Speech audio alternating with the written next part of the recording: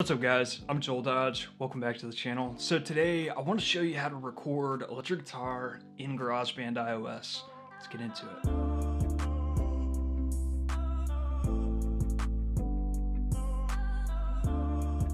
Something I want to say before we get started is I do have a video called recording electric guitar on iPad, and in that video I use Cubase 2, and I would recommend watching that video along with this video because I do kind of dive into how to get the most out of your recording, and a lot of those concepts you can apply to GarageBand also.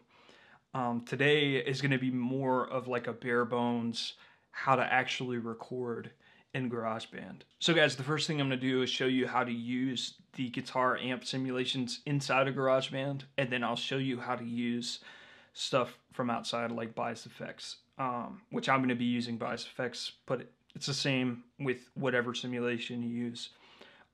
So let's open up this clean one. I do prefer to start with that. It just has less stuff.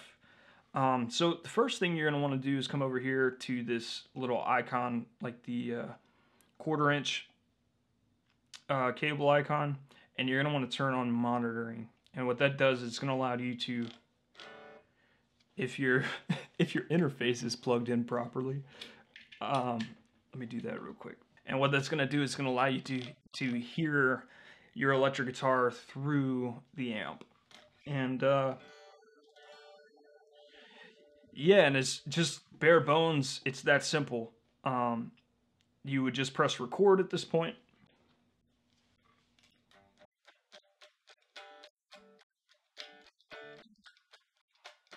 You know, and you're rolling.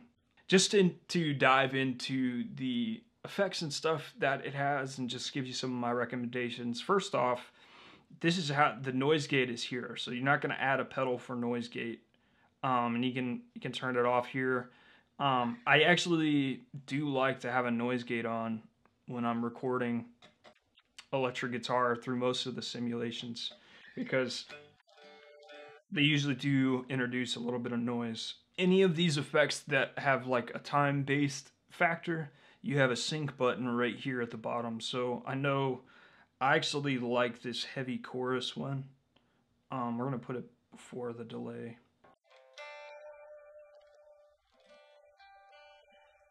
But both of those are synced to this, to the time signature of this project, which I think is, I just left it, so it's 110. That's what mine defaults to. Something that I've found just for clean tones is that you're gonna be way better off just using the amp. I know, like, when I have added drives, this is my preferred drive if I'm gonna use a drive in here, and I like it typically on the treble setting.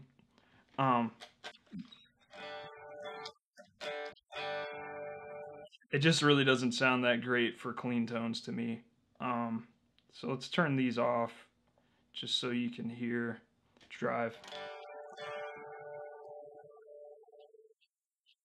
It just is kind of fuzzy to me.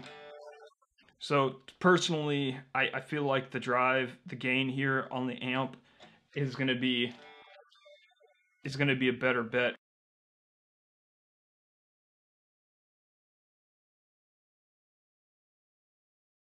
But where I actually like using this drive, I've tried it out with quite a few of these amps, but my favorite results are with this one, which maybe it might just be because I like orange amps. I don't know.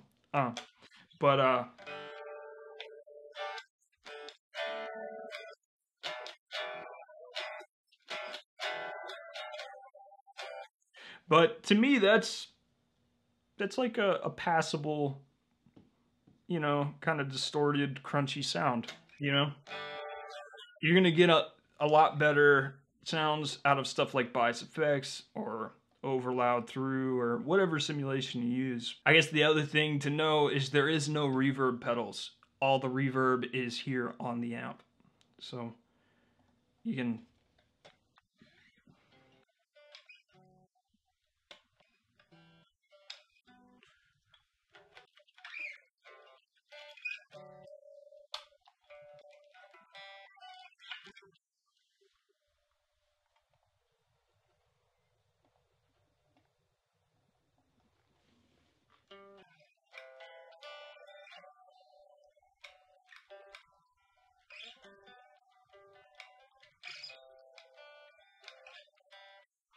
You know, so it's not the best thing in the world, you know, but I've kind of been surprised with the quality you can get out of it when you kind of tinker with it. Let's go ahead and add a new track from Bias FX.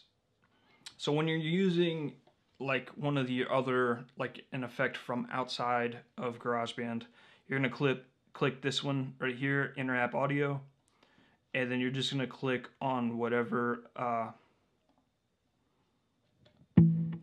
one you want to use. That's good. We'll just go in.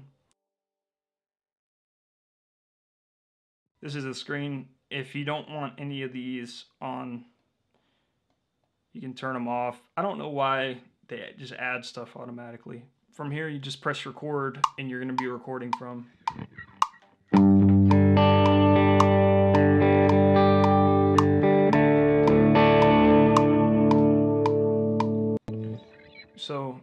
So there you go. You have audio from Bias FX. Something else that's interesting is if you just record your electric guitar, just straight audio in. So let's do this. You got to turn this stuff off for it to have nothing on it. Turn monitoring on. Yeah, and so if you can just record your audio in, you can add that other stuff later. So this is how you do that.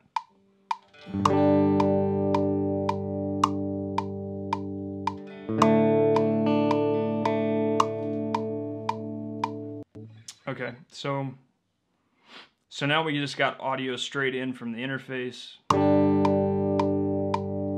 So what's cool, once you have this recording of your clean guitar going in, you can actually just drop it into the one where you set up the amp and stuff, and it's gonna add the effects that you set up onto that clean signal. As far as I understand, that's only gonna work with the effects that are inside of GarageBand.